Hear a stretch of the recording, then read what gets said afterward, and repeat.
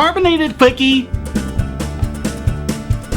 Hey, who loves root beer? It's great, isn't it? A traditional drink of Americana, a part of our history and culture dating all the way back to the indigenous people. From southern farmers to Pennsylvania coal miners to western ranchers, root beer was with us as we forged a nation, and we still enjoy it today.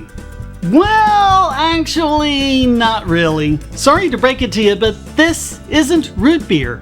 Actual root beer, believe it or not, is illegal in the United States. Proper root beer is made by brewing Safrole from sassafras root, but the FDA banned Safrole in 1960. Why? Because it caused liver cancer in rats. People familiar with mirroring tests, what scientists call testing with rats and mice in the labs, will understand the problem. First, these rats were given doses way in excess of what any sane person would actually consume. There's a very good reason for this. It's a good preliminary test. It's just to see if there's a there. If you feed an insane amount of it to rats and they don't get cancer, it's probably safe for humans.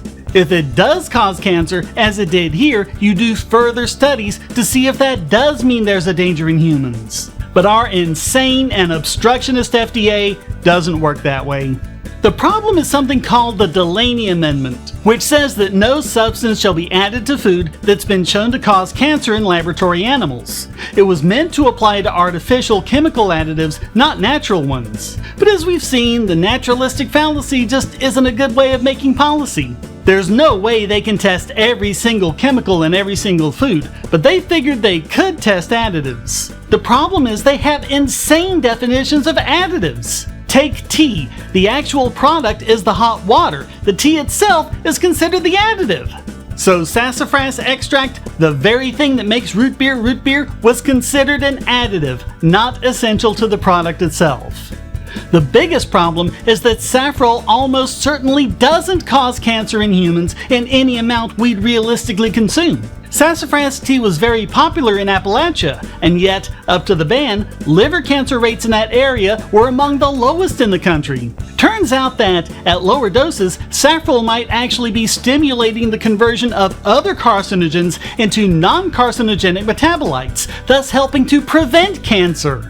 Safrole causes cancer in rats because their liver transforms it into a carcinogenic metabolite, but human livers don't do that.